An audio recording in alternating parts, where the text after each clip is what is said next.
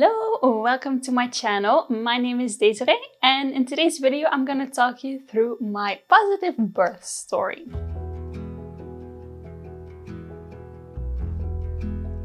I have my little baby here with me, so if you hear some noise in the background, it's her trying to communicate with me. Most people think that birth is all screaming and chaos, but what if I told you that 99% of my birth story was actually pleasurable and empowering and everything that I had dreamed of?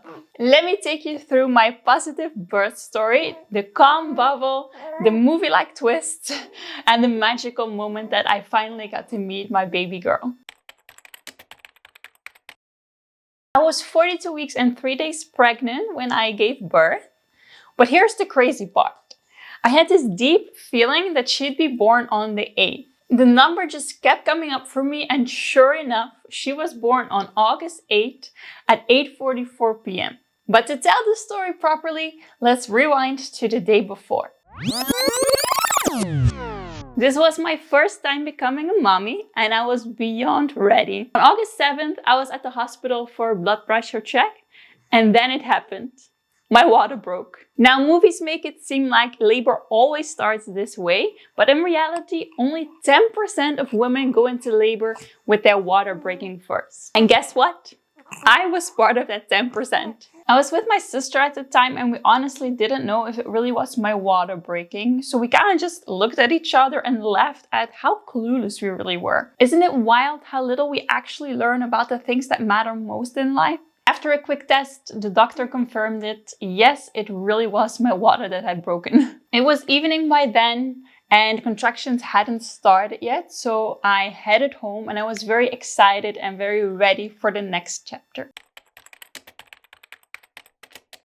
And that very night at around 11 p.m, the contractions, the waves, they finally started. And I remember timing each wave, whispering to myself, "This is it.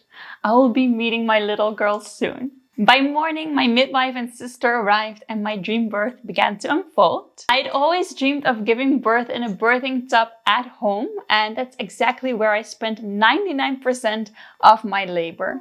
The water, the movements, the calm that I felt, it was really everything that I had envisioned.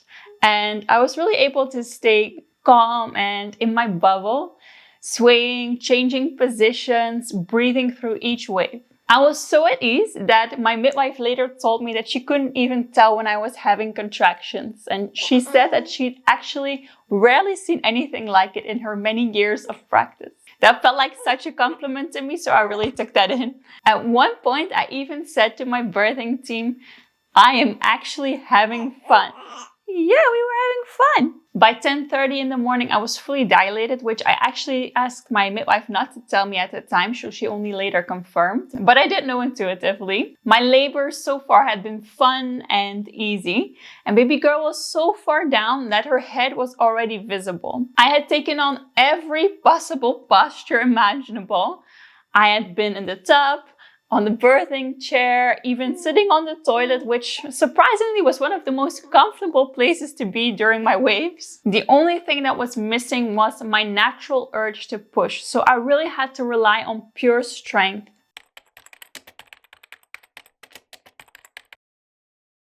So here's where the story takes a crazy turn. Despite everything going beautifully, I did need some extra help for that final 1%, so off to the hospital we went. But you know what?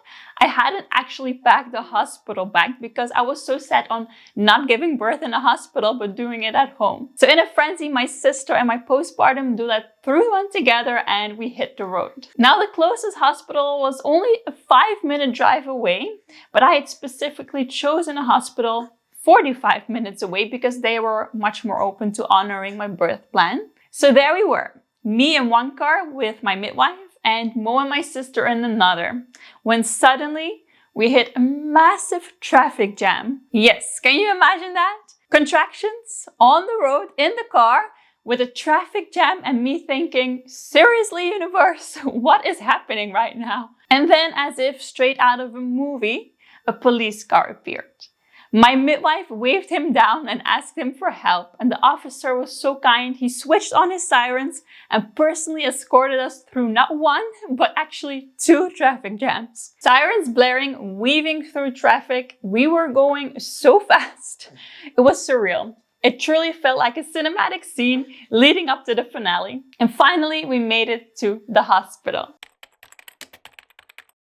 At the hospital, my midwife still made sure that all of my wishes were respected. And even though I ended up not having the 100% at-home birth that I dreamed of, I still had a very positive experience. At 8:44 p.m., our baby girl, little Kaya, entered the world. I was in pure bliss. I was smiling uncontrollably. My heart was overflowing with love. At this point, I had lost quite a bit of blood and my placenta wasn't detaching. I'd actually hoped to do a half lotus birth where the umbilical cord would only be cut after the placenta was born. But since the placenta wasn't detaching, I had to change my plans because, of course, safety comes first. We waited as long as possible, and at that point, Mo was able to cut the cord, which was something that we really wanted, and it's definitely a moment that I'll treasure forever. And shortly after, I was taken to the OR so that the placenta could be manually removed. And this is one of those occasions where I'm totally at peace with it because I know that the universe always has my back and I had to be there for some reason. I had to be at the hospital for some reason, which most likely was the losing of all the blood and the placenta not detaching. So I do always believe that whatever happens, it's the universe's way of protecting you. So everything went smoothly and we ended up staying 2 nights in the hospital. And honestly, it felt like a sweet little family vacation. It was just us, cocooned in love and bonding with our newborn baby. So looking back, 99% of my birth was everything that I dreamed of. But that final 1% was unexpected.